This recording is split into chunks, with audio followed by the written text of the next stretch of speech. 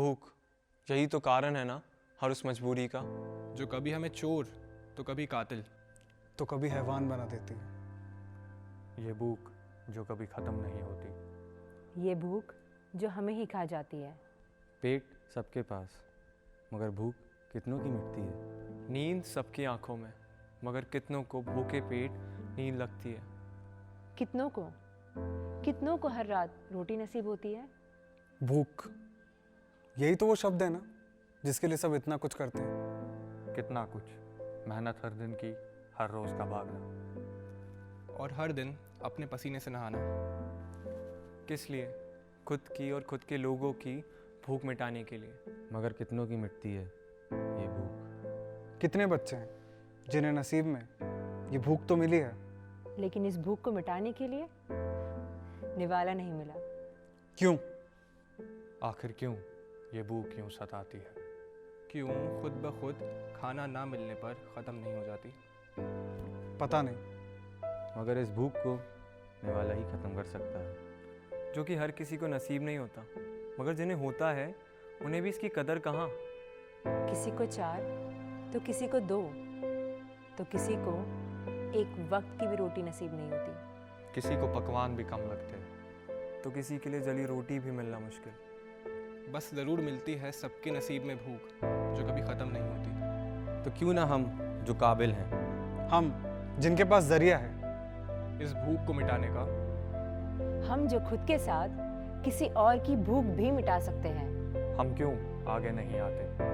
क्यों कुछ करते नहीं? तो करते हैं अब इस भूख को ख़त्म। करते हैं। साथ मिलके।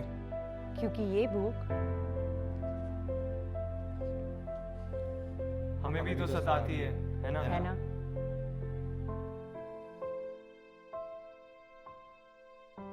तो सबसे पहले तो आप सभी का शुक्रिया कि आपने इस वीडियो को पूरा देखा और मुझे मौका दिया आपके साथ ये मैसेज शेयर करने का।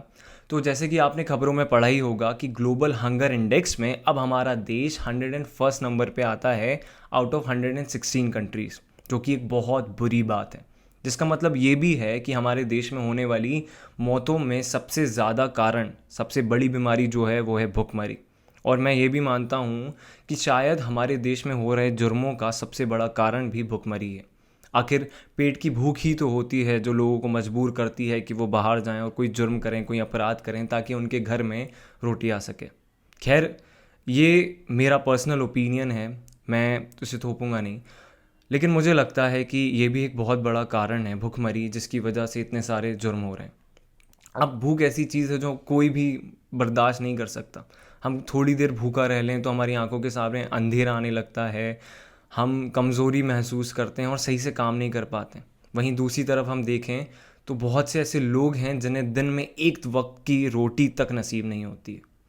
अब ऐसे में मैं ये इतनी बातें आपसे क्यों कर रहा हूँ? क्योंकि मुझे लगता है कि हम बीइंग अ रिस्पॉन्सिबल सिटीज़न, हम जो काबिल हैं, हम एक बदलाव ला सकते हैं। अब वो बदलाव हम कैसे ला सकते हैं?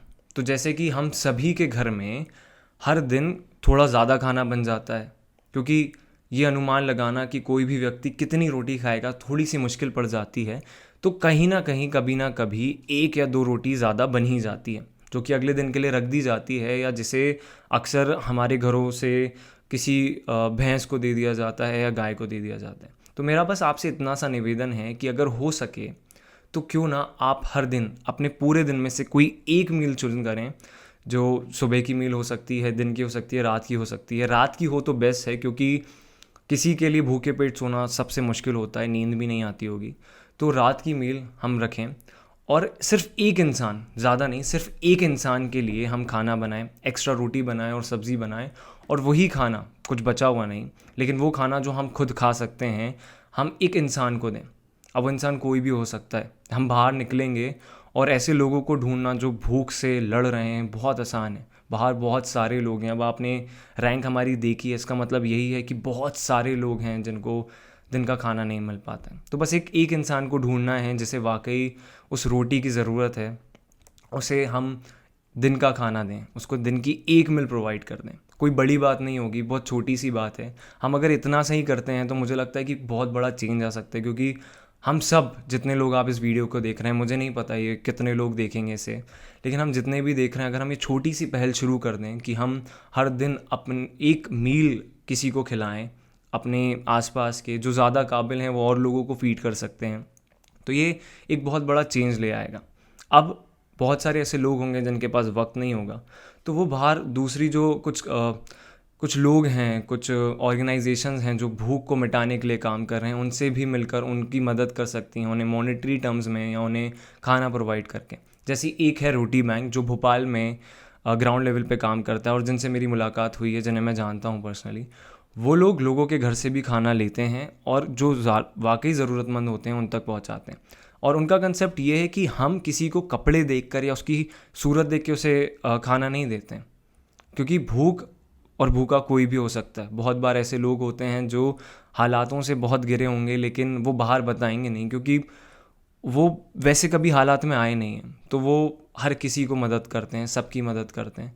तो मेरा बस आपसे इतना सा छोटा सा रिक्वेस्ट है कि प्लीज़ अगर हो सके तो इतना सा एक छोटा सा स्टार्ट हम करके देखते हैं, क्या पता इस छोटे से स्टार्ट से एक बहुत बड़ा चेंज आ जाए। और हाँ, एक छोटी सी रिक्वेस्ट और है कि खाने से मदद करना है, पैसों से मत करिएगा। क्योंकि मुझे एक बहुत जानकार इंसान से जब मेरी बात हुई थी इस मसले पर, तो उन्होंने मुझे ये भी कहा था कि इंसान के लिए सबसे ज़्यादा ज़रूरी अगर हम देखा जाए तो जैसे रोटी कपड़ा मकान कहते हैं, रोटी ही अगर हम उसको प्रोवाइड कर देते हैं तो शायद वो थोड़ा सा आलसी हो जाए। खैर, उसमें मेरी सोच जो है उनसे थोड़ी सी डिफ़र करती है। हाँ, अगर हम उसे उस रोटी के पैसे दे रहे हैं तो हो सकता है वो उसे गलत कामों में यूज़ कर ले, लेकिन रोटी एक ऐसी चीज़ है जो इंसान खाएगा ही, और अगर हम उसे अच्छा खाना देंगे तो क्यों नहीं खाएगा। तो प्लीज़ इस छोटे से इनिशिएटिव को आगे ले जाने में मेरी मदद करिए, और अगर मेरी तरफ से आपको कुछ मदद चाहिए तो मुझे प्लीज़ बताइए, और देखते रहिए कारवां को, जुड़े रहिए कारवां से। बहुत बहुत शुक्रिया।